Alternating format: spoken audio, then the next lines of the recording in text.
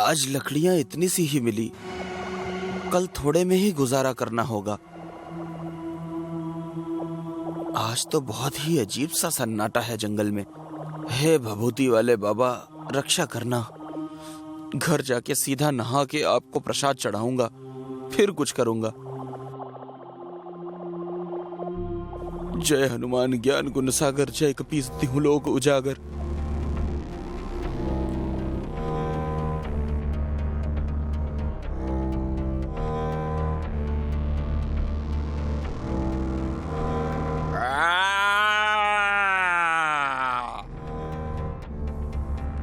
हे भगवान, ये आवाज कैसी? ये तो बहुत ही डरावनी आवाज है। जल्दी से निकल यहां से रघु।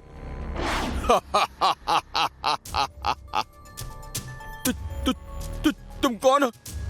कौन हो तुम? भूत हूं मैं।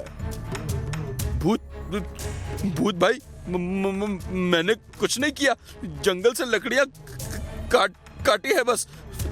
तुम चाहो तो सारी लकड़ियां रख लो, पर मुझे जाने दो। मुझे पता है तुमने कुछ नहीं किया, पर क्या करे, इस पापी पेट का सवाल है। मुझे मेरी भूख मिटाने के लिए तुम्हें खाना ही पड़ेगा।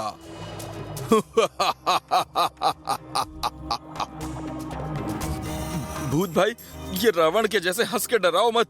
मुझे यहाँ से जाने दो प्लीज। घर पर मेरी बीवी मेरा इंतजार कर रही है। अबे पागल है तू? बीवी घर पर पति के आने का इंतजार नहीं करती। तो किसका करती है? बकरे का, जिसे वो रोज हलाल करती है। मैं तो तुझे मारकर तेरी दुखी जिंदगी से तुझे आजाद कर दूंगा। नहीं भूत भाई, कसम लगे मुझे मेरी मम्मी की, मेरी बीवी ऐसी नहीं है। वो तो तब तक कुछ नहीं खाती जब तक मैं घर नहीं पहुंचता। वैसे भी जब तक मैं ये लकड़ियां लेकर बनिए को नहीं बेचूंगा, तब तक घर में खाने के लिए कुछ भी नहीं बन पाएगा।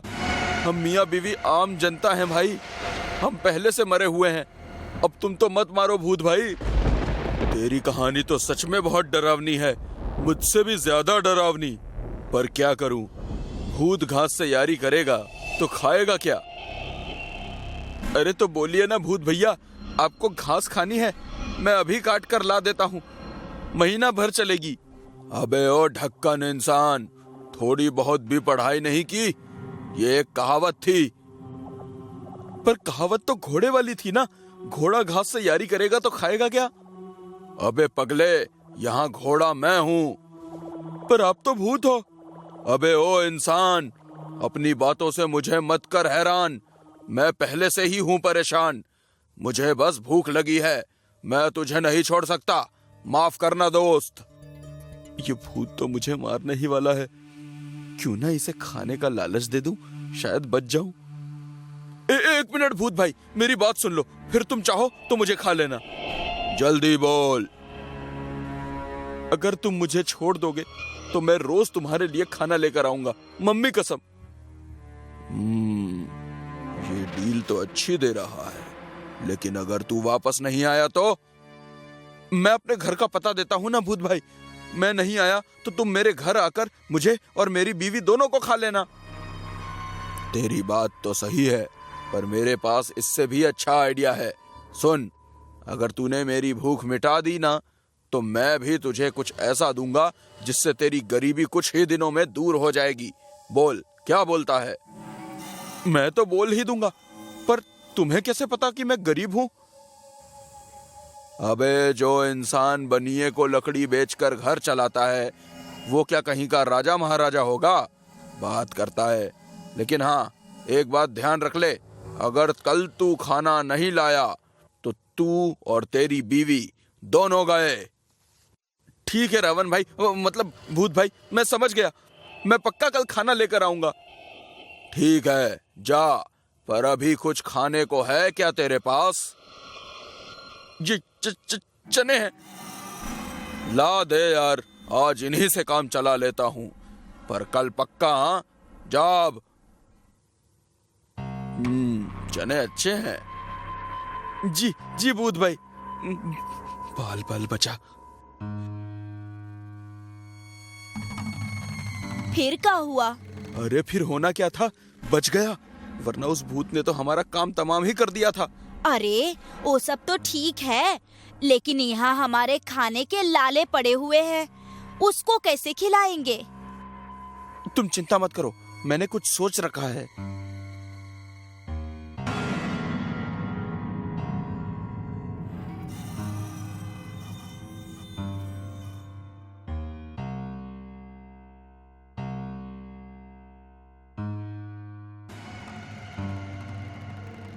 बहुत तबाही मचा रखी थी तुम लोगों ने, हमारा सारा खाना चट कर जाते थे। अब देखना बेटा, मैं तुम सबको कैसे चट करवाता हूँ। अरे यहाँ किससे बात कर रहे हो? भूत भाई के खाने से। हमें पता था आप बड़े होशियार हैं, इसीलिए तो आपसे शादी किए थे हम। मुझे पता है तू मेरा खून पीने से पहले मुझे बटर लगा रही है, पर कोई नहीं, तेरा ही हूँ। आता हूँ भूत भाई को खिला के, उसके बाद काम की सुध लूंगा।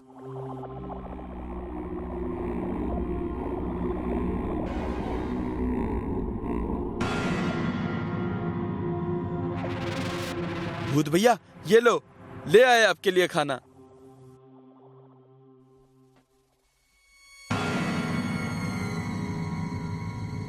भूत भाई, मैं जाऊं क्या? मैं तुम्हारी ईमानदारी से बहुत खुश हुआ, ये लो तुम्हारा इनाम।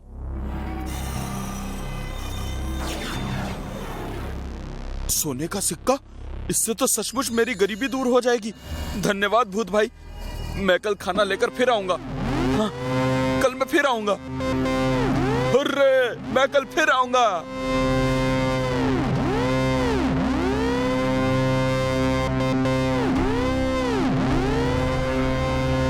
ए गुलाबिया, देख तो, सोने का सिक्का। अब अपनी गरीबी हमेशा के लिए दूर हो जाएगी, हम अमीर हो जाएंगे।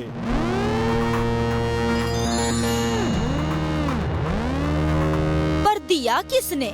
अरे और कौन देगा, भूत भाई ने दिया है।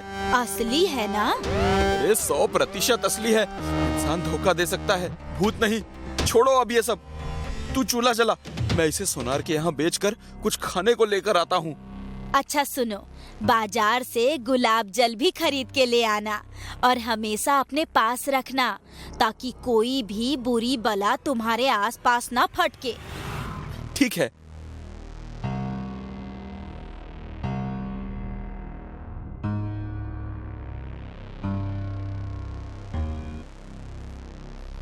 नमस्ते लाला जी।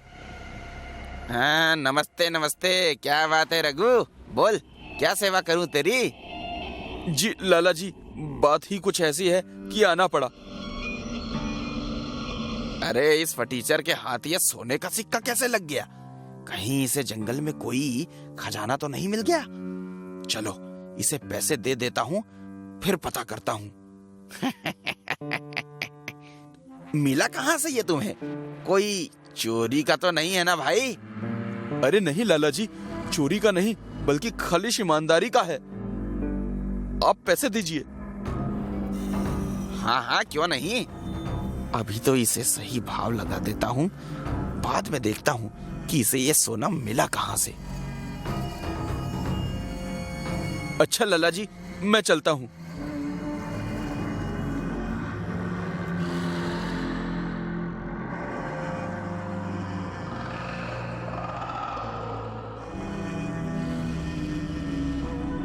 ये देख गुलबिया, क्या लाया मैं तेरे लिए, महीने भर का राशन, मीठा नमकीन।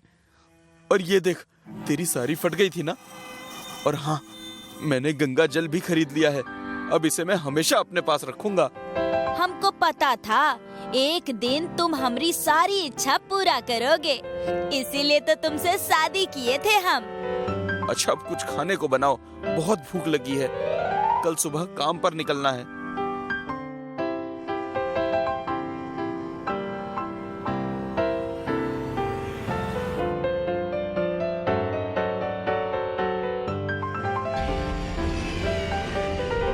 इस पेड़ पर चढ़कर छुप जाता हूँ, फिर ऊपर से ही रघु पर नजर रखूंगा।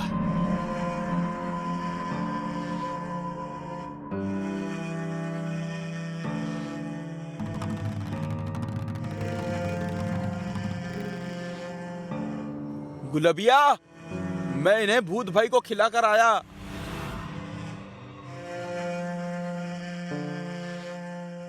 ये कहाँ चल दिया? पीछा करना होगा।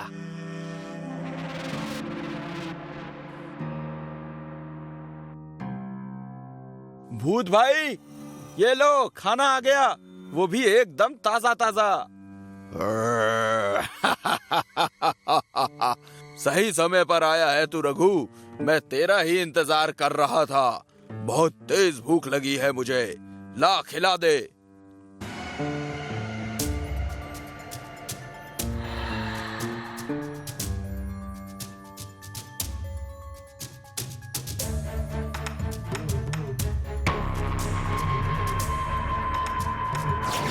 अरे भिखारी, मेरे होते हुए तुम रखोगे सोना?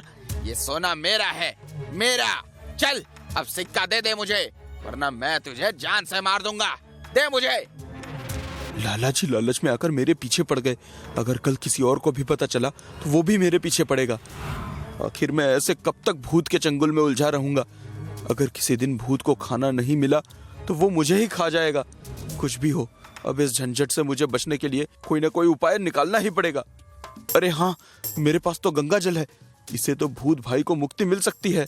क्या सोच रहा है रघु? तू मुझे ये सिक्का देगा या जान से जाएगा? अरे लाला जी, मुझे मारिएगा तो सिर्फ एक सोने का सिक्का मिलेगा। अगर आपको ज्यादा सिक्के चाहिए तो आप अंदर जाकर ले लीजिए। अंदर जाकर बोलिए। क्या बोलूं अंदर जाकर? ज्यादा कुछ नहीं, आप बस बोलिएगा, मैं भोजन हूँ, मुझे सिक्का दो। ये बोलने पर सिक्का मिल जाएगा? हाँ मिल जाएगा। और हाँ, ये जल भी रख लीजिए। जल्द ही मेरे पास सोना ही सोना होगा।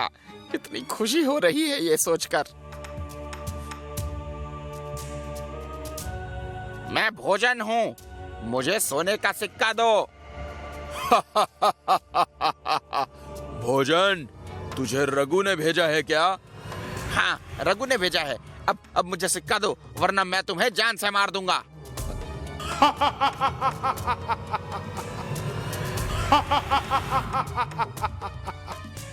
अच्छा, तू मुझे मारेगा?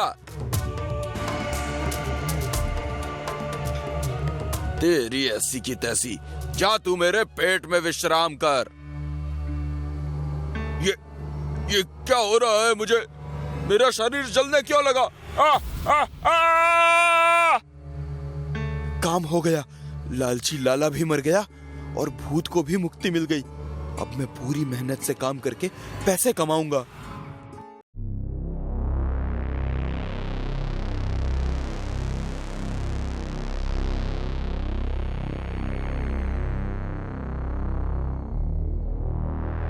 जय हिंद सर।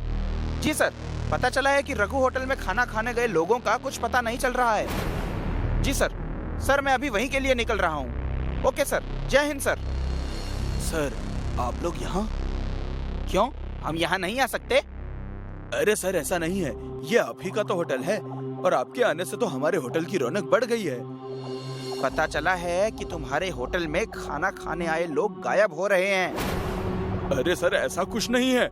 हमारे होटल का खाना सबसे सस्ता और स्वादिष्ट होता है, इसलिए आसपास के होटल वालों की बिक्री बंद हो गई है, तो उन्हीं लोगों ने अफवाह उड़ा दी है। जी सर, यहाँ ऐसा कुछ भी हाथ नहीं लगा जिससे ये पता चले कि यहाँ कुछ गड़बड़ है। ठीक है सर, मैं इस पर नजर रखूंगा सर। जय हिंद सर। सुबह से शाम हो गई, आज एक भी ग्राहक नहीं आया है।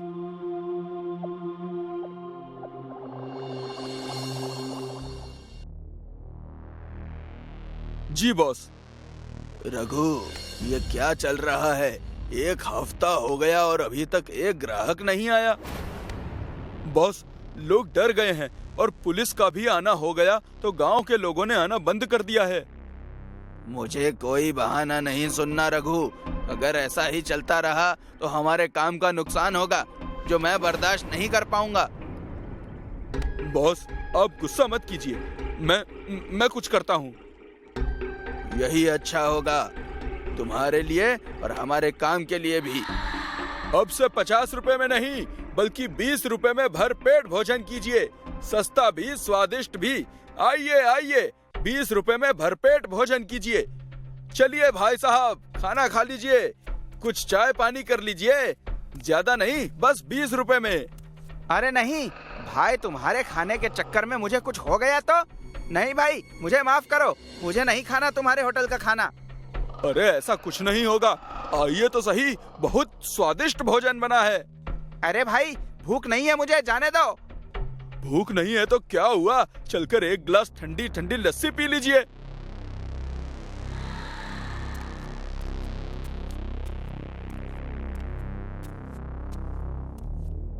भैया मेरा नाम भोला है, मैं मुसाफिर हूँ और मुझे बहुत जोर की भूख लगी है। कहीं कुछ खाने को मिल जाए तो मैं अपनी भूख मिटा लूं। अरे आप सही जगह आए हैं, हमारे होटल का खाना सबसे सस्ता भी है और स्वादिष्ट भी। पर भैया मेरे पास तो पैसे नहीं है। अरे कोई बात नहीं, आखिर जरूरत पड़ने पर इंसान ही इंसान के काम ना आए तो वो इंसान ही कैसा। भैया आप बड़े दयालु हैं। अरे ये सब छोड़ो और मेरे साथ चलो, यहीं पास में मेरा होटल है, वहाँ का खाना खाकर आपकी सारी थकावट दूर हो जाएगी।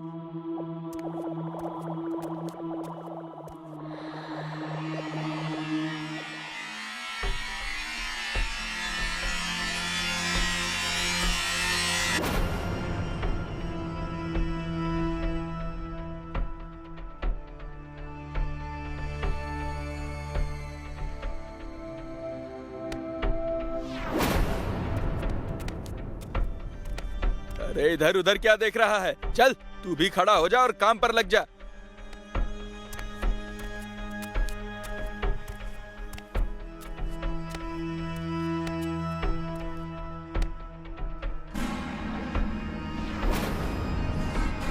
ये सब क्या है, मुझे यहाँ क्यों बांध कर रखा है?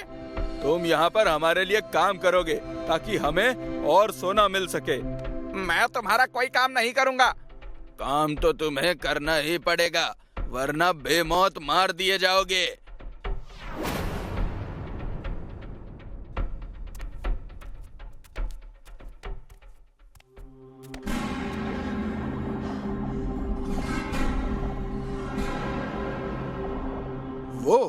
वो इस वक्त यहाँ क्या कर रहा है?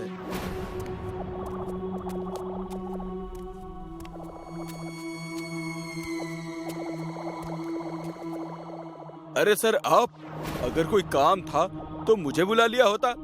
अरे नहीं, खाना खाने आया हूँ तुम्हारे होटल का। सर होटल तो बंद हो चुका है, फिर भी देखता हूँ कुछ हो आपके लिए तो। सर ये दाल रोटी ही बची है, आप इसी से काम चलाइए। ये आवाज कैसी है? सर वो होटल का इंटीरियर ठीक करा रहा हूँ।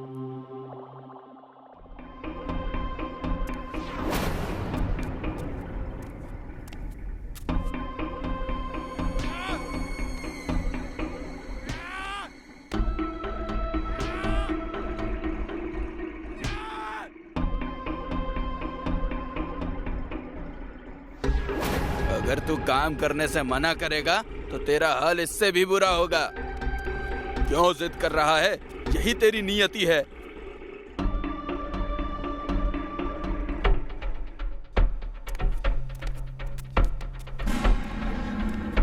अच्छा, तो ये काम हो रहा है होटल की आड़ में? हाँ, तुम यहाँ कैसे आए?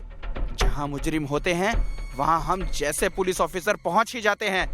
खाने में बेहोशी की दवा मिलाकर मासूम लोगों को यहाँ लाते हो गैर कानूनी काम करवाने के लिए।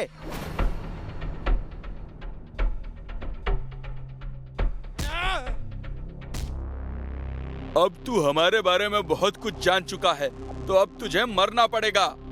नहीं रघु, इसे भी काम पर लगाओ ताकि इसे देखकर बाकी लोग भी समझ जाएं कि यहाँ मेरे काम को कोई मना नहीं कर सकता है।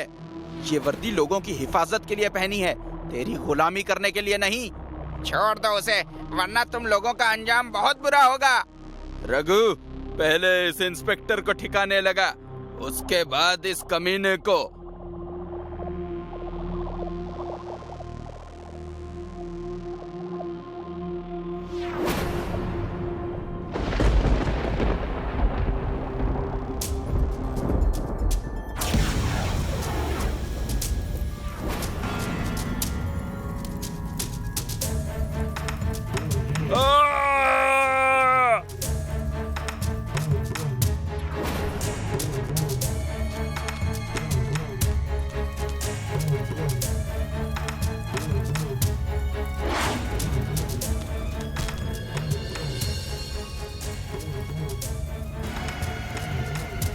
कौन हो तुम?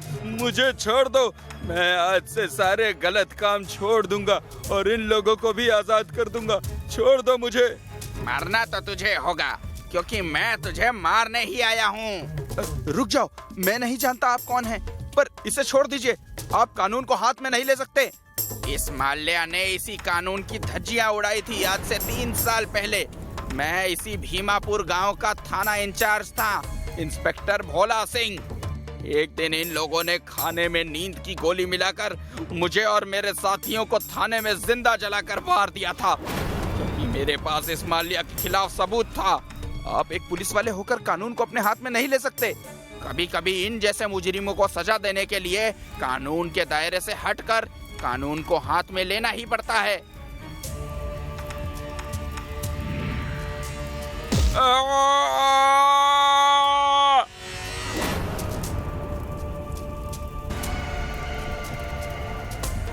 डरो मत, अब तुम सब आजाद हो। जैसे जैसे युग बदलते गए, इंसान की जरूरतें भी बदलती गई। पहले इंसान सिर्फ खा पी कर खुश रहता था, पर अब उसे दूसरे सुख भी चाहिए जिसकी उसे ज्यादा जरूरत नहीं है। पर अब इन सुखों की परिभाषा भी बदल चुकी है। अब इंसान जानवर की तरह बनता जा रहा है, या फिर यूं कहें कि उससे भी बदतर, क्योंकि किस इंसान को आज के जमाने में किस चीज की आदत लग जाए ये कोई नहीं बता सकता।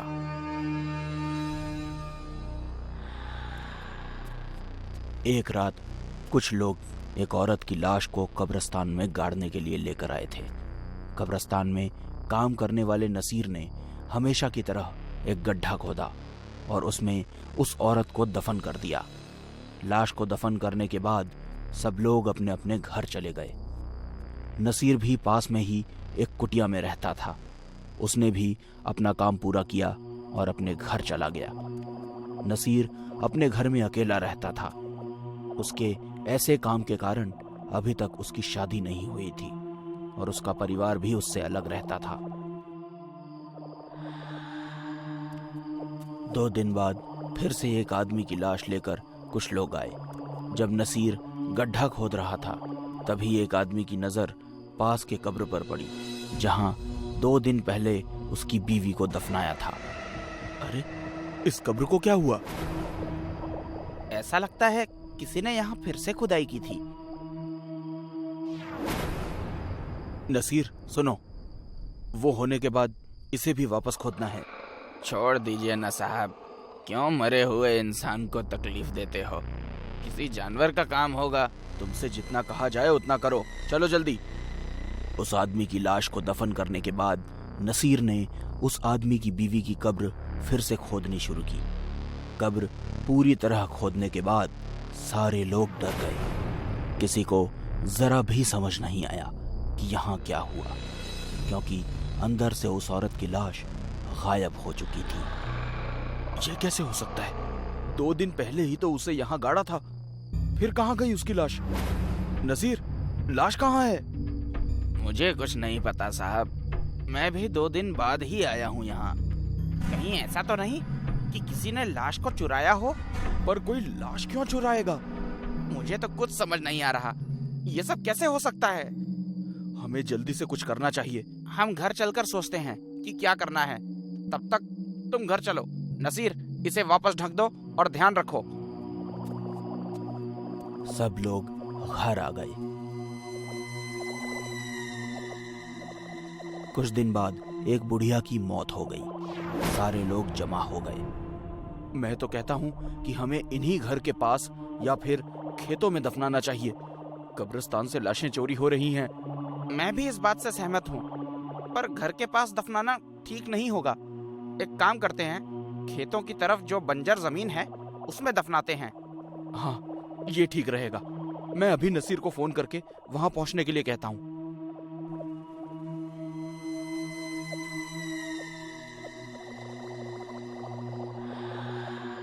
कुछ देर बाद सब लोग खेत में लाश को दफन करने वापस आ गए।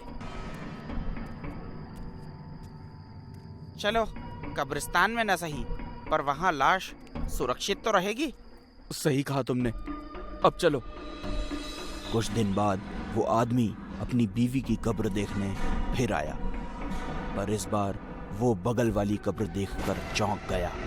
इस आदमी की कब्र तो वैसी की वैसी ही है, तो फिर मेरी बीवी को क्या हुआ? वो इसी दुख में वापस आया तो उसने देखा कि सब लोग इकट्ठा हुए हैं। क्या हुआ? आज फिर कोई मर गया क्या? नहीं, हमें किसी की नजर लग गई है। कुछ पता नहीं चल रहा, आखिर हमारे साथ ही ऐसा क्यों हो रहा है। लेकिन हुआ क्या? हमने जिस बुढ़िया की लाश खेतों के पास दफनाई थी, वो अब वहाँ नहीं है। ये बड़ी अजीब बात है, क्योंकि मैं अभी कब्रिस्तान से आ रहा हूँ। हमने जहाँ रंगा के भाई को दफनाया था, वो जगह तो बिल्कुल ठीक है। हाँ, और परसों हमने बाला के बाप को खेतों के पास दफनाया था, उसकी लाश भी सही सलामत है। इसका मतलब ये चोर सिर्फ औरतों की लाशों को चुराता है, लेकिन ये उनका क्या करता है, कहाँ रखता है, कुछ समझ नहीं आ रहा।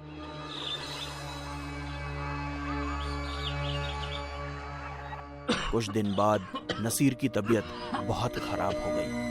वो दवाई लेने डॉक्टर के पास गया। बहुत दिनों से कमजोरी महसूस हो रही है और खून की उल्टियां तो रुक ही नहीं रही।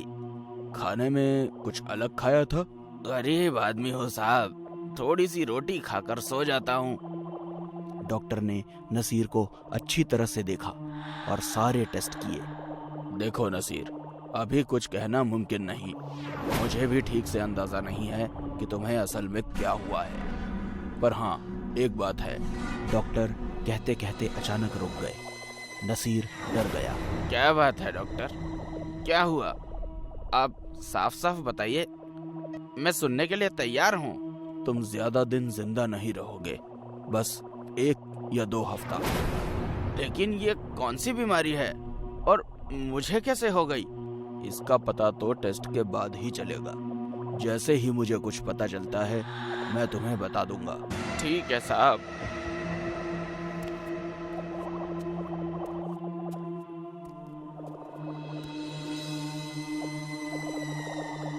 कुछ दिन बाद रात के समय जब डॉक्टर अपने घर की ओर जा रहा था, तभी उसने कब्रिस्तान से कुछ आवाज सुनी।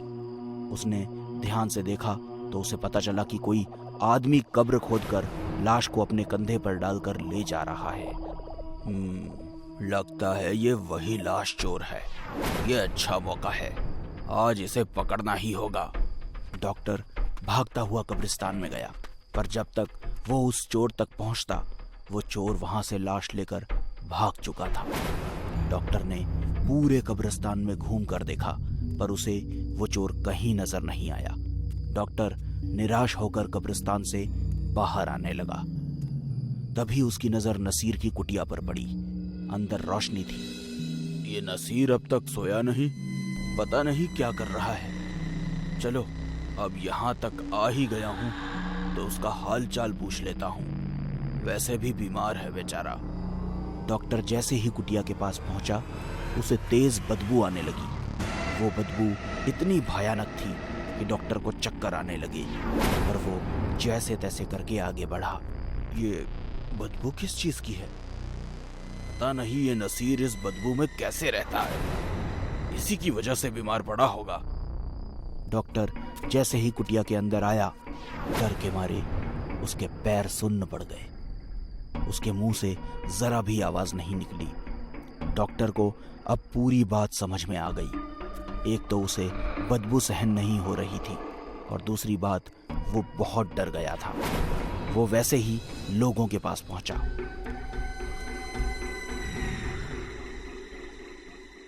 वो सब लाशें नसीर ने ही चुराई थी। मैं अभी अभी उसके घर से आ रहा हूँ। वहाँ सब लाशें अधनंगी हालत में पड़ी थी, और इससे भयानक बात यह है कि वो लाशों को चुराकर उनके साथ सेक्स करता था, और इसी वजह से उसे नेक्रोफिलिया नाम की खतरनाक बीमारी हुई, जिससे अब वो मरने वाला है। नसीर की सच्चाई जानने के बाद लोगों ने उसे पकड़कर उसी की कुटिया में मरते दम तक कैद किया और सारी लाशों को आदरपूर्वक फिर से दफना दिया।